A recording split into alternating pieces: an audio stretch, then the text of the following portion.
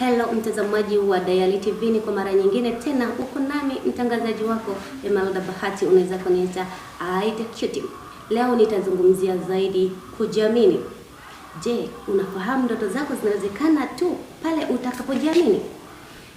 Kwani sasa hakuna aliyezaliwa na mafanikio mkononi. Tofauti ya aliyeshindwa na aliyefanikiwa ni ule uthubutu wa kujaribu tena na tena. Kuanzia leo hii nakusihi na wewe jiamini kwa kile unachokifanya, fanya kazi kwa bidii na usikate tamaa kwa sababu ya changamoto ya leo hii. Bali hiyo changamoto tumia kama fursa ya kukusogeza kwenye mafanikio yako ambayo unatamani kuyafikia katika maisha yako. Hivyo sasa, watu wengi wanaoshindwa kufanikiwa kwenye maisha si kwa sababu hawana uwezo, bali wanajiona hawawezi. Kwani ukijiamini ni hatua ya kwanza ya mafanikio. Basi nami nitakutajia njia 4 au hatua 4 ambazo zitakusaidia wewe kujiamini zaidi. Hatua ya kwanza, unatakiwa uamini kuwa unaweza kujifunza na kubadilika. Usiamini wewe ni wa kukaa sehemu moja. Usiamini wewe umeumbiwa kwenye box.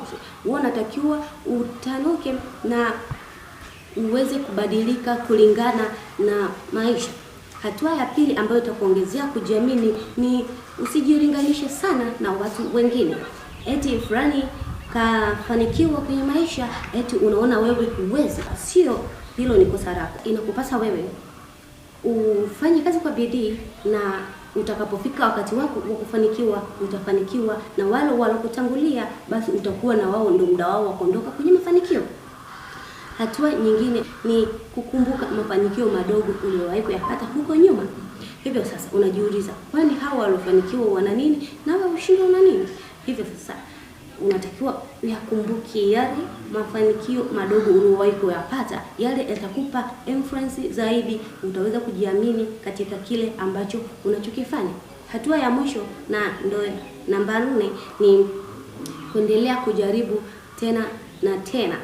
Jaribu mara kadhaa hata kama unakosea, kwani makosa tumeundwa binadamu. Usikate tamaa eti kwa sababu nimekosea. Jaribu tena na tena, tena na tena hadi utakuwa mtu imara zaidi. Asante sana kwa kuungana nami mwanzo mpaka mwisho. Ulikuwa nami mtangazaji wako Emelda Bahati, unaweza kaniita Aida Cutie wa Daily TV. Na usisahau kusubscribe, kushare, kulike na kucomment.